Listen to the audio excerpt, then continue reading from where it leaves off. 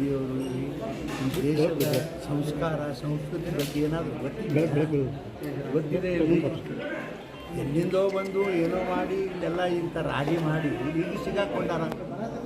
ಹೆರಾಲ್ಡಲ್ಲಿ ಮಾಡೋದು ಅಂತ ಹೇಳೋರು ನಾವಲ್ಲ, ನಮ್ಮ ಪಕ್ಷದವರಲ್ಲ. ಯಾರೋ ಒಬ್ಬರು ಸುಬ್ರಹ್ಮಣ್ಯಂ ಸ್ವಾಮಿ ಅಂತಕ್ಕಂಥವ್ರು ನಮ್ಮ ಸರ್ಕಾರದ ಮುಂದೆ ಅರ್ಜಿ ಇಟ್ಟಾಗ ಹಿಂದೂ ಇಟ್ಟಿದ್ರು, ಅದನ್ನು ಮುಚ್ಚಾಕಿ ಅದನ್ನು ಎನ್ಕ್ವೈರಿ ಮಾಡಲಿಲ್ಲ. ಯಾರು? ಇವರೇ ಕಾಂಗ್ರೆಸ್ನವರು.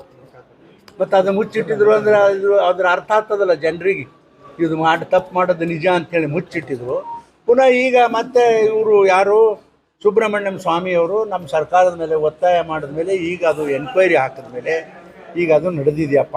ED ಅವರು ಕೂಡ ಇದರಲ್ಲಿ ಆಗಿದೆ 5,000 ಕೋಟಿ ರೂಪಾಯಿ ಅವ್ಯವಹಾರ ಆಗಿದೆ ಅಂತಕ್ಕಂಥದ್ದು ಅವರು ED ಅವರು ಅದನ್ನು ಗಮನಿಸ್ತಾ ಇದ್ದಾರೆ. ಆಮೇಲೆ ಇದು ಏನಾಗ್ಯದ ಅಂತಂದರೆ, ಇದು ನೋಡಿರಿ, ಇದು ನಾನು ಇನ್ನು ಹೆಚ್ಚಿಗೆ ಹೇಳೋದು ಬೇಡ, ಆದರೆ ಇದರಲ್ಲಿ ಸ್ವಲ್ಪ ಅನ್ನಿಸ್ತಾ ಇದೆ, ನಮಗೂ ಅನ್ನಿಸ್ತಾ ಇದೆ, ಹಿಂದೆ ಯಾಕೆ ಮುಚ್ಚಿಟ್ಕೊಂಡ್ರಪ್ಪ ಇವರು, ಇದು ಪ್ರೂವ್ ಆಗ್ತದೆ ಅನ್ನೋ ಕಾರಣಕ್ಕೆ ಹಿಂದೆ ಮುಚ್ಕೊಂಡು ಇಟ್ಕೊಂಡಿದ್ರು. ಈಗ ಅದು ಎಲ್ಲ ಡಿಟೇಲಾಗಿ ಎನ್ಕ್ವೈರಿ ಆಗಲಿ, ಸತ್ಯಾಂಶ ಹೊರಗೆ ಬಂದ ಮೇಲೆ ನಿಮ್ಗೆ ಹೇಳ್ತೀನಿ. ಇದು ರಾಜಕೀಯ ಇದರಲ್ಲಿ ಶೇಡಿಂಗ್ ರಾಜಕಾರಣ ಮಾಡ್ತಾ ಇದ್ದಾರೆ ಸಿದ್ದರಾಮಯ್ಯನ ಮೇಲೆ ಯಾರು ಸೇರಿ ಒಂದು ನಾಚಿಕೆ ಬೇಕ್ರಿ ಅನ್ನೋದು. ಅಲ್ಲಪ್ಪ, ಹಿಂದೆ ನಾನು ಕೂಡ ಮಂತ್ರಿ ಇದ್ದೆ, ಎಕ್ಸೈಸ್ ಮಿನಿಸ್ಟರ್ ಇದ್ದೆ. ನನ್ನ ಕಾಲಕ್ಕೆ ಒಂದು ಹಗರಣ ಆಯಿತು ಕರ್ನಾಟಕ ರಾಜ್ಯದಲ್ಲಿ, ಬಾಟ್ಲಿಂಗ್. ನೀವೆಲ್ಲ ಕೇಳಿರ್ಬೇಕಲ್ಲ, ಸಣ್ಣವರಿದ್ದೀರಿ, ನಾನು ಸ್ಕೂಲ್ನಾಗಿದ್ರಿ, ನಿಮ್ಮ ಅಜ್ಜ ಅವ್ರಿಗೆ ಕೇಳ್ರಿ, ನಿಮ್ಮ ಅಪ್ಪಾರಿಗೆ ಕೇಳ್ರಿ. ಬಾಟ್ಲಿಂಗ್ ಹಗರಣ ಆಯಿತು ಇಡೀ ರಾಜ್ಯದಲ್ಲಿ. ನಾನು ರಾಜೀನಾಮೆ ಕೊಡ್ಲಿಕ್ಕೆ ಏರ್ಪೋರ್ಟ್ಗೆ ಹೋದೆ. ಹೆಗ್ಡೆ ಅವರು ಡೆಲ್ಲಿನಾಗಿದ್ದರು, ನಾನು ಲಕ್ಷ್ಮೀಸಾಗರ್ ಅವರು ಏರ್ಪೋರ್ಟ್ಗೆ ಹೋದೆವು. ನಾನು ಕಿಶದಲ್ಲಿ ರಾಜೀನಾಮೆ ಬರ್ಕೊಂಡು ಹೋಗಿದ್ದ. Today I am resigning from your cabinet ಅಂತ ಅದು ನೋಡಿದ್ರು ಟರ ಹರಿದು ಹೋಗಿದ್ರು ಹೆಗ್ಡೆ ಅವರು. ದೊಡ್ಡ ಮನುಷ್ಯ. ಇದರಲ್ಲಿ ನಿಂದೇನೂ ತಪ್ಪಿಲ್ಲ, ಇದು ತಪ್ಪಿದ್ರೆ ನಾನು ಅದಕ್ಕೆ ಜವಾಬ್ದಾರಿ, ಇದ್ರ ಜವಾಬ್ದಾರಿ ನಾನು ತೊಗೋತೀನಿ, ನೀನು ಬೇಡ ಅಂತ ಹರಿದು ಹೋಗಿದ್ರು. ಮುಂದೆ ಬಾಟ್ಲಿಂಗ್ನಲ್ಲಿ ಇದೆಲ್ಲ ಆದಮೇಲೆ ಆಯಿತು, ಬಾಟ್ಲಿಂಗ್ ಕೇಸ್ ಯಾವಾಗ ನನ್ನ ಮೇಲೆ ಹಾಕಿದಾರಲ್ಲ, ಆಯಿತು, ಅದಕ್ಕೆ ಒಪ್ಕೊಂಡು ನಾನು ರಾಜೀನಾಮೆ ಕೊಡ್ತೀನಿ ಅಂತ ಹೇಳಿಲ್ಲೇನ್ರಿ ಸಿದ್ದರಾಮಣ್ಣ? ನೀನು ಇದ್ದಿ ನನ್ನ ಜೊತೆ, ಸಿದ್ದರಾಮಣ್ಣವ್ರೇ ನೀನು ನನ್ನ ಜೊತೆ ಇದ್ದೆಪ್ಪ. ಈಗ ಯಾಕೆ ಇಷ್ಟೊಂದು ದೊಡ್ಡ ಹಗರಣ ಆದಮೇಲೆ ಇನ್ನು ಇದನ್ನೆಲ್ಲ ಮುಚ್ಕೊಳ್ಳಾಕ ರಾಜೀನಾಮೆ ನಾನು ಹಗರಣದಾಗ ಸಿಕ್ಕು ರಾಜೀನಾಮೆ ಕೊಟ್ಟ ಅನ್ನಿಸ್ಕೊಳ್ಳೋದು ಬದಲಿ ಇದು ತಂದೆ ಜನರ ಮನಸ್ಸವನ್ನು ತಿರುಗಿಸ್ಲಿಕ್ಕೆ ಏನು ಜಾತಿ ಗಣತೆ ತಂದೆ. ಖರೆ ಗಪ್ಪರೆ ಬಾಗರ ಭಾರಿ ಅದಿರಿ ಸಿದ್ದರಾಮಣ್ಣ. ನನಗಂತೂ ನಗು ಬರ್ತದಪ್ಪ. ನೀನು ಕಡೆ ನಿಜವಾಗಿ ನಿನ್ನ ನೈತಿಕತೆ ಇದ್ದರೆ ನೀ ಬಿಟ್ಟು ಹೊರಗೆ ಬಾ ಮರ, ಯಾರನ್ನು ನಡೆಸಲಿ ಅಂತ ಇಷ್ಟು ಮಾತ್ರ ಹೇಳಿ. ಈಗ ಕಪ್ ತಿದ್ದುಪಡಿ ಕಾಯ್ದೆ ಚರ್ಚೆ ನಡೀತದೆ ಸದನದಲ್ಲಿ, ಲೋಕಸಭೆ. ರಾಹುಲ್ ಗಾಂಧಿ ಒಟ್ಟು ಅದ್ರ ಬಗ್ಗೆ, ರಾಹುಲ್ ಗಾಂಧಿ ಅವರು ನೋಡ್ರಿ, ಅವ್ರು ಯಾಕೆ ಮಾತಾಡಲು ಯಾರು ಬಿಟ್ಟರು ನೀವೇ ಅವ್ರಿಗೆ ಕೇಳ್ರಿ, ಎಲ್ಲರೂ ಸಿಕ್ಕರು. ನಾನಂತೂ ಹೇಳಿದ್ರೆ ಇದ್ದದ್ದಂತೂ ನಿಜ.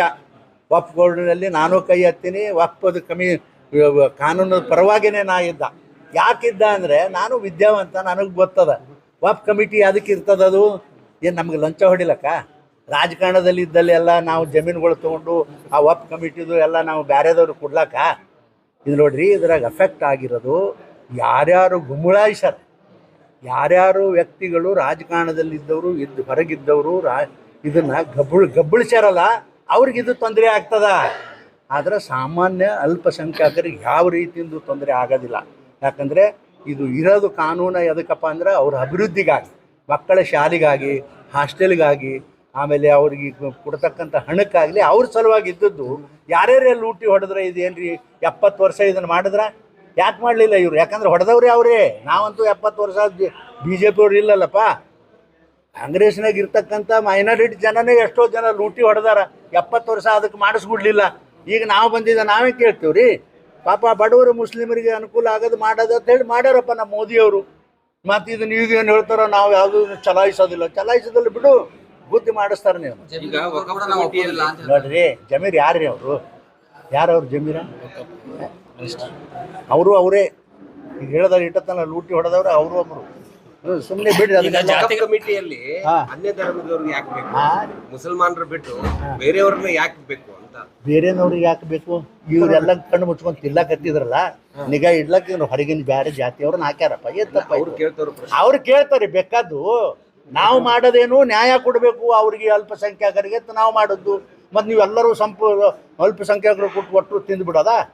ಅದು ಆಗಬಾರ್ದನ್ನ ಕಾರಣ ಬೇರೆ ಜಾತಿಯವರು ಸೇರ್ತಾರಪ್ಪ.